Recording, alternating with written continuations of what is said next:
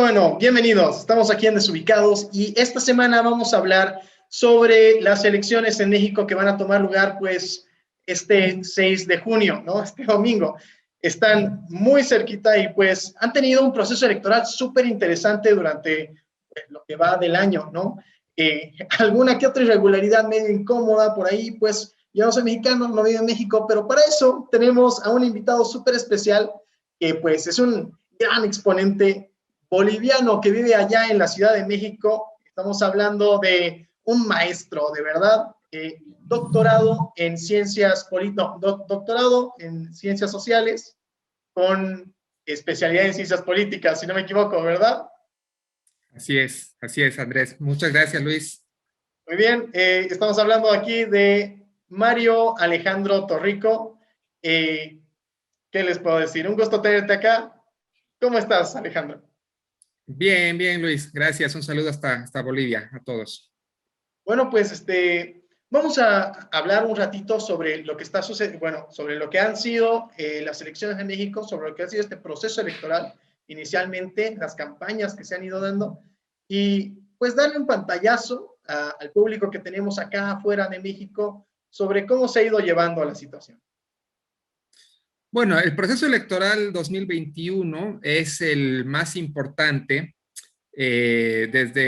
digamos, el más importante desde el 2018, ¿no? El 2018 fueron las elecciones presidenciales y también elecciones legislativas.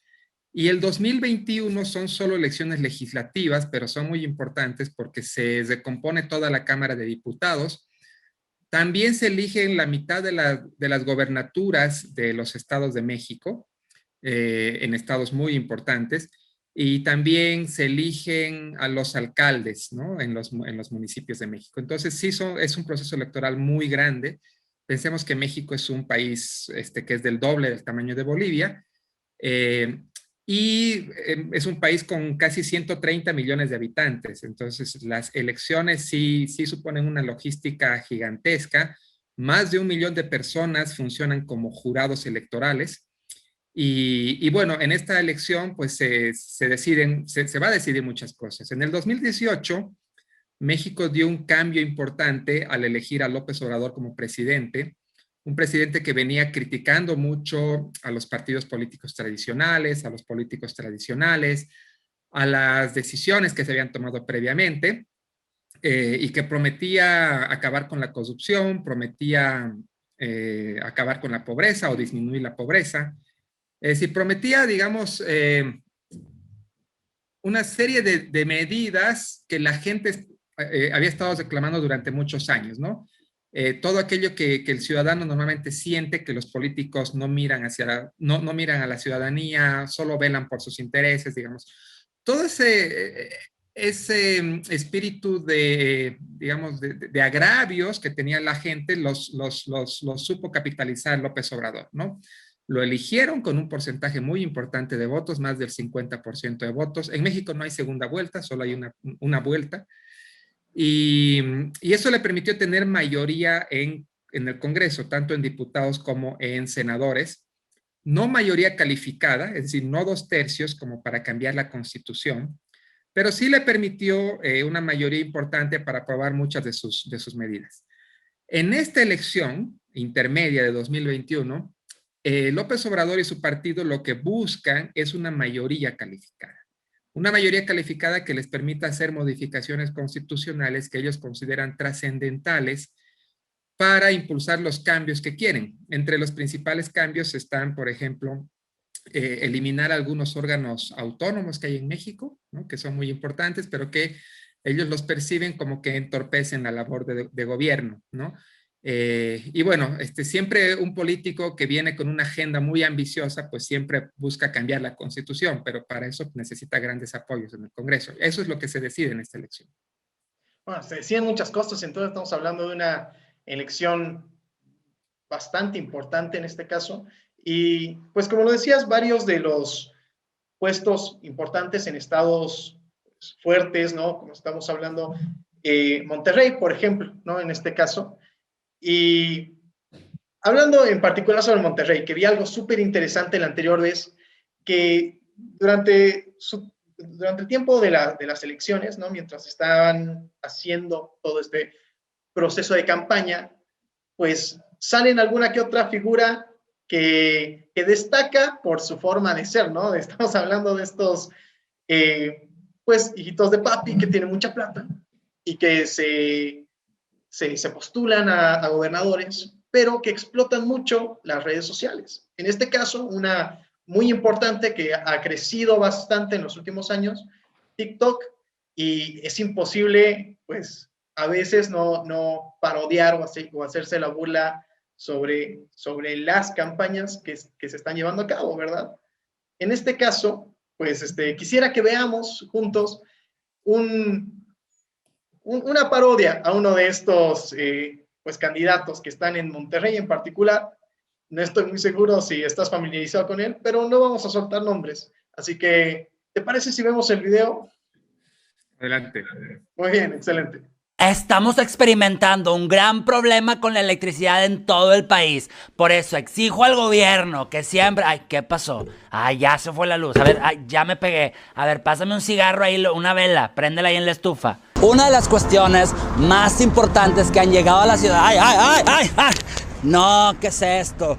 No, ¿qué es esto? Vean nada más qué vergüenza de banquetas. Es indignante. Ahorita fui yo, pero pudo haber sido una mujer embarazada, un niño, un té por ocho. Cualquiera merece un lugar digno para... ¡Ey, ey! ¿Qué pasó? ¿Qué pasó? ¿Estás bien? Sí, estoy bien, estoy bien. No, no estás nada, bien. Estoy bien. Te acabas de caer. Estoy bien. Se acaba de caer, pero por suerte yo estoy aquí. ¿Qué tal? Sí, voten por mí. Voten por mí. Un pito es un voto. Un pito es un voto. Eso. Vamos a ver si me escuchan bien, ¿verdad? ¿Se escucha? Oye, amor, ¿dónde está el palacio para ubicarme? No, nos venimos del otro lado de la ciudad para que se viera más pueblo. Ah, ya pasamos el puente atirantado. Sí, a ver, quítate, Miranda, un anillo y la bolsa para que te veas más humilde. Ay, Sergio, tus lentes son Armani. Sí, cierto. A ver, pásame unos hawkers, por favor, o algo. No, ¿sabes qué? Así están bien ya. ¿Estás lista? Ya, listo. Listos, viene. 5, 4, 3, 2. Yo quiero gobernar y quiero gobernar pensando en tu familia, pero no puedo pensar en tu familia sin tener cerca a la mía, porque ella siempre ha sido mi prioridad y juntos vamos a pensar en todas las familias de Nuevo León.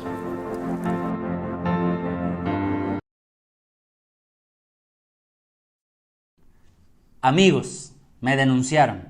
Esta vez no les hablo como ninguno de mis personajes, sino como el actor Marco Polo, para contarles que en semanas pasadas me llegó un citatorio por parte de la Fiscalía Especializada en Delitos Electorales aquí en Nuevo León. Cuando hablaba con mis amigos sobre el origen de esta denuncia, nos sorprendió muchísimo darnos cuenta que venía de parte de una exalcaldesa de un municipio del estado de Nuevo León que actualmente es candidata a la gubernatura del estado. ¿Qué pasó, México? ¿No? ¿Qué onda? O sea, estamos viendo, en este caso, pues, un agente de parodia que está siendo, en esencia, censurado. ¿Qué podemos hablar al respecto, Alejandro?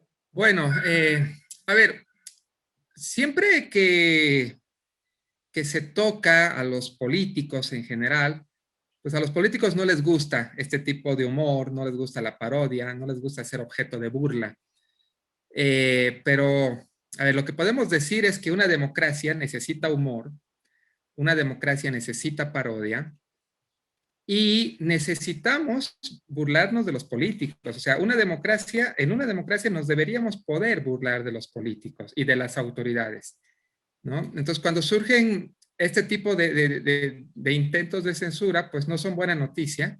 Esperemos que no prospere, pero al final de cuentas no podemos perder el humor, ¿no? O la capacidad de hacer humor con figuras públicas, ¿no? Evidentemente sin traspasar ciertas líneas éticas, ¿no?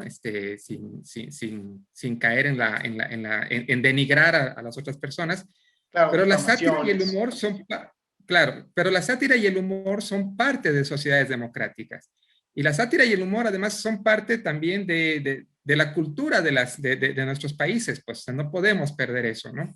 Y bueno, y en época electoral además que los políticos nos dan mucho material, ¿no? Porque los políticos que suelen hacer muchas veces el ridículo, En épocas de elecciones hacen más el ridículo, ¿no? Se ponen cariñosos, besan gente, abrazan gente, resulta que también les da por hacer obra, agarran una pala, se ponen a cavar y ahí nos damos cuenta que no saben ni siquiera agarrar una pala o que no saben ni siquiera alzar a un niño.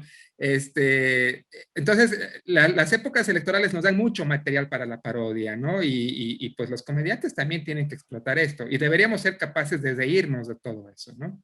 Claro, haciendo un pequeño paralelo, entonces, ¿no? Podemos hablar sobre los procesos electorales que existieron en Estados Unidos, pues con Donald Trump, Hillary Clinton, ¿no? En, pues series increíblemente conocidas como Saturday Night Live, en donde pues ahí lo parodiaban, creo que todos los días, cada semana había una parodia de Donald Trump. Todos los comediantes le tiraban, hicieron su intento de parodiarlo de alguna forma.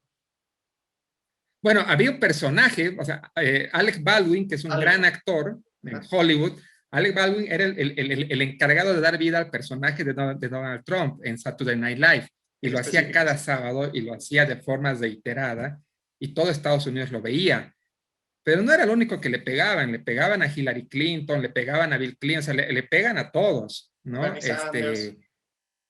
A todos los políticos, a Bernie Sanders, a todos los políticos. Y yo creo que o sea, esa es una buena señal, ¿no? O sea, cuando podemos reírnos de los políticos, y eso es parte de la vida de un país, estamos en una sociedad democrática y creo que es saludable.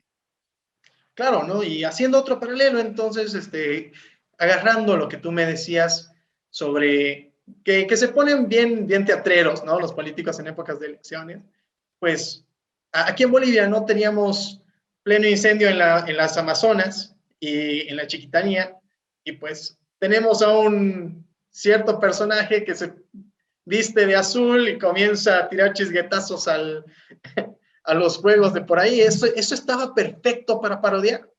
Sin embargo, no salió mucho o no se vio casi nada al respecto, fuera de lo que fueron algunos memes. Estamos hablando de que quizás acá tenemos algún nivel de autocensura en Bolivia. Pudiera ser que hay autocensura, que ya muchos comediantes saben o perciben al menos que si tocan algún personaje en particular o si parodian alguna autoridad, algún político, pueden recibir represalias o pueden sufrir alguna censura y no lo hacen. Pero no solamente es en esto del humor, ¿no? También pasa mucho con los medios de comunicación. Los medios de comunicación, una mala señal, por ejemplo, es cuando ya empiezan a censurarse ellos mismos, ¿no? Y esto ha pasado en países como Turquía, por ejemplo, pasa mucho en Rusia, que ya son países que están transitando hacia autoritarismos más fuertes, en que los medios de comunicación se censuran también en dar ciertas noticias. O sea, ya va más allá inclusive del humor, ¿no? Entonces, el humor es parte de la libre expresión. Y la libertad de expresión es parte de una vida democrática, ¿no? Y repito, podemos hacer humor y podemos hacer parodia sin caer en ridiculizar a alguien o sin caer en denigrar a alguien o sin afectar su integridad moral, ¿no? Esos son límites que creo que siempre hay que cuidar. Pero la parodia, sobre todo hacia gente poderosa, porque estamos hablando de políticos y de autoridades que tienen poder, la parodia hacia gente poderosa, pues es saludable para la vida de una sociedad democrática y creo que además es necesaria. Bueno, claro que sí. Sin embargo, pues fuera de estas cositas, ¿no? Escandalitos un poco más pequeños que han estado sucediendo durante esta época de campañas en México, pues tenemos algunos que ya ni siquiera quisiera contarlos como escándalos, sino que de verdad son problemas que están horribles. Estamos hablando de que, ya poniéndonos un poco más serios, hay una gran cantidad de candidatos y precandidatos que se han postulado para diferentes puestos, que han sido asesinados. ¿Qué nos dice eso de lo que está pasando, pues, por allá, ¿no? O sea, danos tu opinión. Bueno, lamentablemente México ha tenido un auge de la violencia desde el año 2006, que es justamente cuando empieza la guerra contra el narcotráfico declarada por el presidente de entonces, Felipe Calderón. En el momento en que se da se declara la guerra a los carteles del narco y se despliegan a los militares por todo el territorio, pues se da una batalla abierta, ¿no? En municipios, en espacios públicos, y a partir de ese momento estalla la violencia. Una violencia que había ido cayendo durante muchos años. México había vivido como 20 años de caída en la violencia y a partir de 2006 eso estalla.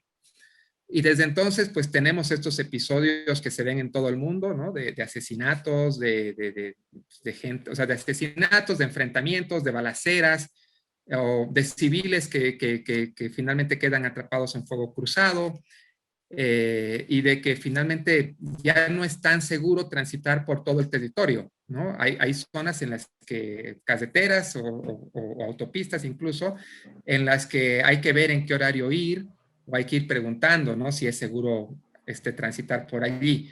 Entonces, parte de esa violencia que te estoy señalando, que empieza en el 2006, se traslada al ámbito también de las campañas políticas. Y desde 2006 se ha ido viendo que paulatinamente ha ido creciendo el número de candidatos, precandidatos y políticos que son asesinados en época electoral, en época de campañas. Déjame decirte que el 2021, de acuerdo a los datos, no es el año con mayor número de asesinatos a candidatos. Fue el 2018. El 2018 fue el pico que tenemos hasta ahorita, pero ha ido creciendo. El 2021 es el segundo año con mayor número de candidatos asesinados.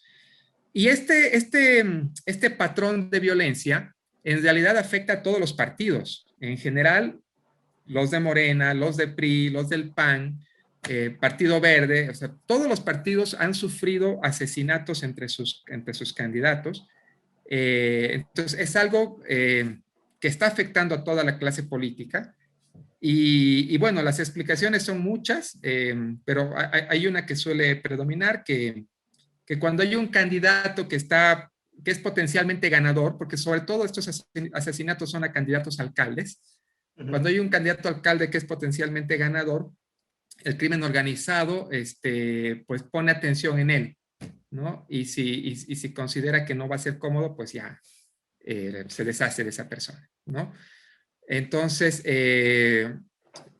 inclusive hay municipios en los que yo mismo pienso, bueno, como que no es buena idea ser alcalde de ciertos municipios.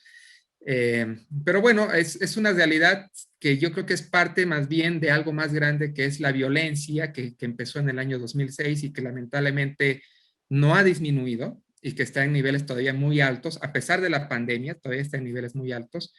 Y es algo con lo que México tiene que lidiar e intentar arreglar en las próximas décadas, porque esto no se resuelve en poco tiempo.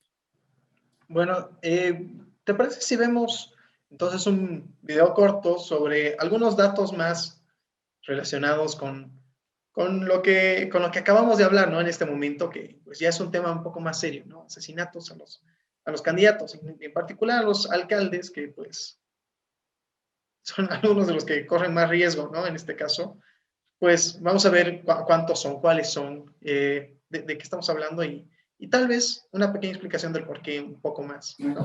Vamos a revisar el video. La posibilidad En su conferencia mañanera del jueves 27 de mayo, el presidente Andrés Manuel López Obrador hizo un llamado a respetar a los candidatos y que no haya violencia de cara a las elecciones del 6 de junio. Aunque hasta el momento se tiene registro de 89 políticos asesinados en este proceso electoral, de los cuales 35 eran aspirantes a un puesto de elección popular, López Obrador refirió que algunos medios de comunicación enrarecen el ambiente y la nota roja adquiere un papel relevante debido al amarillismo. De acuerdo con el indicador de violencia política en México, de la consultoría ETELEC, especialista en comunicación y gestión de riesgos, las agresiones contra políticos, aspirantes y candidatos a finales de abril abarcaron 31 entidades, 321 municipios y 13% del total de ayuntamientos. Este análisis de violencia a nivel nacional inició el 7 de septiembre de 2020 y hasta el pasado miércoles 26 de mayo por la mañana se tenía un registro de 724 delitos contra políticos y candidatos, es decir, un promedio de 25 por día. Estas, sin embargo,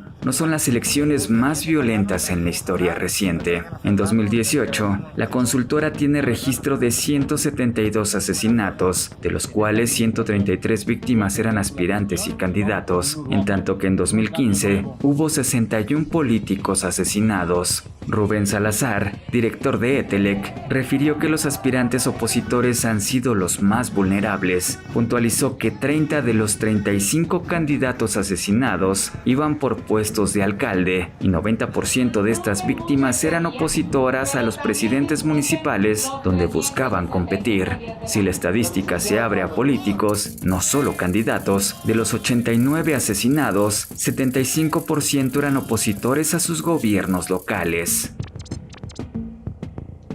Bueno, pues vemos aquí unas estadísticas un poco interesantes, ¿no?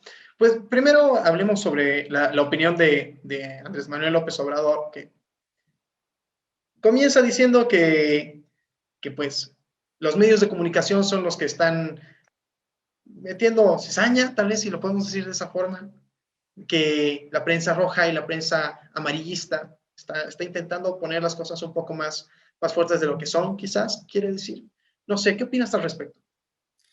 Bueno, López Obrador es presidente, pero es parte de la campaña, pues también su partido está compitiendo en todas las gobernaturas, está compitiendo a las alcaldías, y finalmente a López Obrador le interesa mucho conseguir la mayoría legislativa, ¿no? De la que hablaba antes, la mayoría cualificada en el Congreso. Entonces López Obrador está en este momento intentando, digamos, mostrar que la realidad no es tan negativa, ¿no?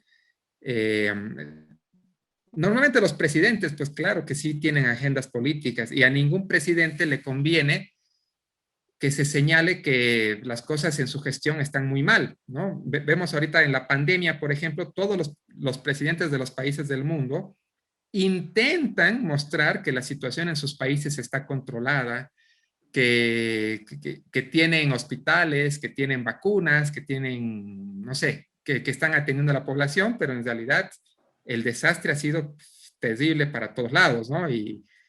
Pero los políticos y los presidentes intentan mostrar una realidad un poco más o mucho más positiva de lo que suele ser. Y López Obrador no es ajeno a eso, pues, o sea, está intentando marcar o de acuerdo a su agenda política, presentar una realidad más positiva, ¿no? Y los medios, pues los medios reportan, ahora también hay que decir, los medios suelen reportar noticias negativas, así es la labor de medios, ¿no?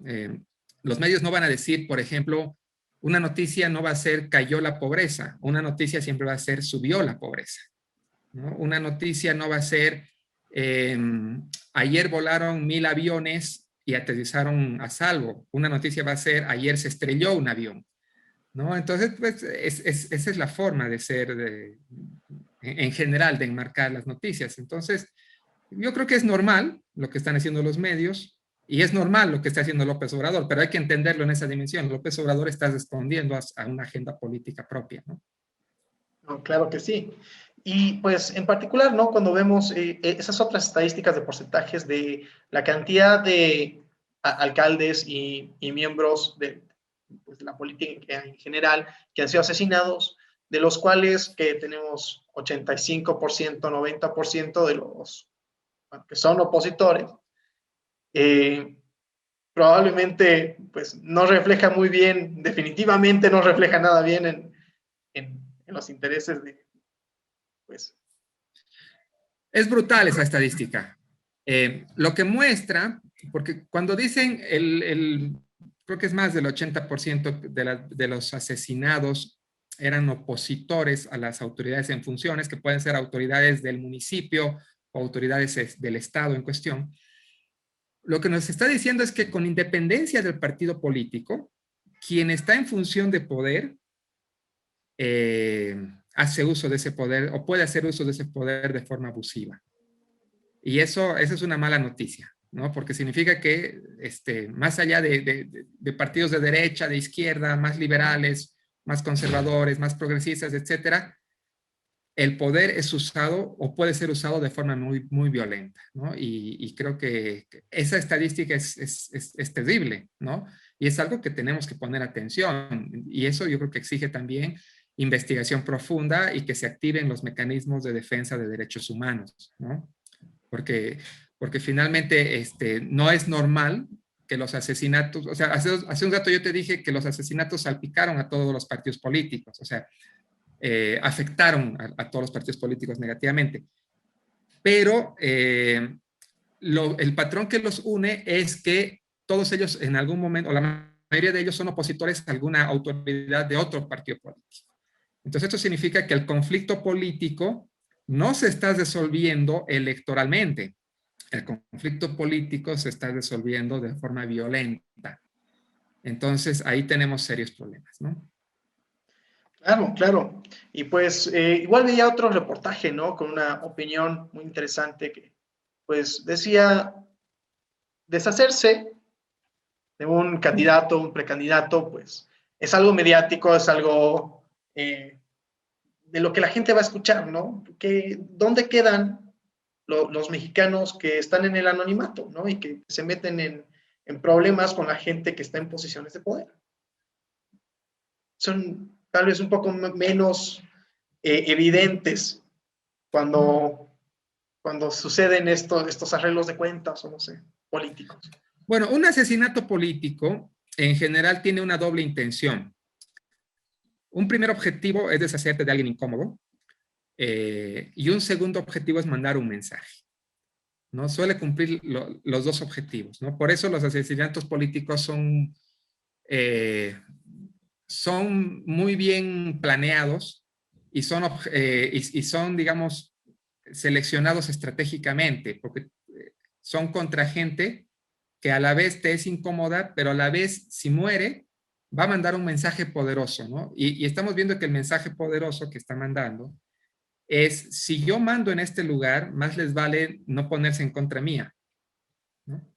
Y eso se está viendo en gran parte de México, y a partir de autoridades que son de varios partidos políticos. Entonces te está hablando más bien de una lógica política que está empezando a imperar o que está imperando, ¿no? Entonces hay que poner atención sobre ese hecho, ¿no? Sí, pues claro que sí.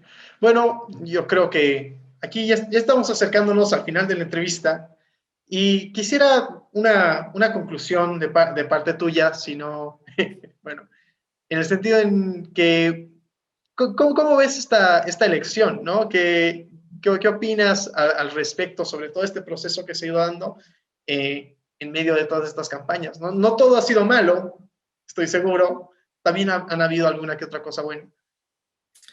Sí, bueno, las proyecciones de las encuestas anticipan que López Obrador, el partido Morena de López Obrador con los aliados que tienen, van a tener mayoría absoluta en el Congreso, en la Cámara de Diputados. La mayoría de 2/3 calificada que les pondría en posición de cambiar la Constitución o de hacer cambios constitucionales importantes, esa mayoría calificada todavía no está garantizada. Hay un 30% de posibilidades de que lo logren, pero 30% no es poco. Entonces es posible que lo logren o que se queden muy cerca. Pero de todas formas, el presidente de México va a tener un gran poder todavía en el Congreso. Entonces, muchos de sus objetivos de cambio y transformación los va a poder seguir impulsando. En las gobernaturas el panorama es mixto, ¿no? Es más mixto. Yo creo que el presidente va a perder varias gobernaturas importantes, entre ellas la de Nuevo León, donde está Monterrey, que es uno de los estados más importantes de México, ¿no? Yo creo que esa sí la van a perder. Pero yo creo que la lección importante es aquí. A mí no me gusta, en general, más allá de México, no me gusta que la autoridad política en general, el poder político más bien, el poder político esté concentrado en pocas manos. A mí me gusta más una situación en que la presidencia la tiene un partido, el Congreso está repartido entre varios partidos, los alcaldes son de varios partidos, los gobernadores son de varios partidos. Me gusta más una situación como esa, porque te habla de pluralidad política y te habla de que los políticos finalmente se ven obligados a negociar. No me gusta esta idea caudillista que tenemos en varios países, donde lo que queremos es alguien fuerte, que ponga en orden la casa y que necesita tener mayoría en el Congreso, en diputados, en senadores, necesita tener los gobernadores, necesita tener el pastel completo para hacer cambios. No me gusta porque es empeñar buena parte de lo que somos, de lo que gozamos en una persona que pudiera no ser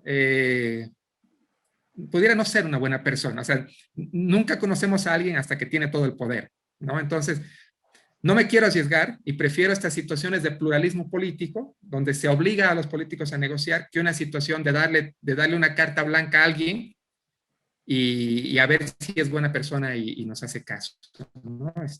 La historia nos ha enseñado que no es buena idea dar carta blanca, ¿no?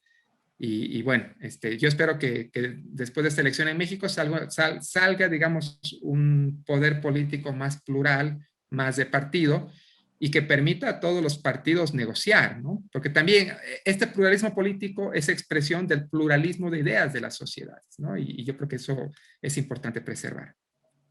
Claro que sí. Bueno, con eso concluimos esta entrevista muy interesante. Muchas gracias por todas tus opiniones, Alejandro. La verdad, espero poder invitarte alguna otra vez para hablar sobre algún otro tema, como, no sé, probablemente la relación que existe ahorita entre Bolivia y México, que está muy interesante.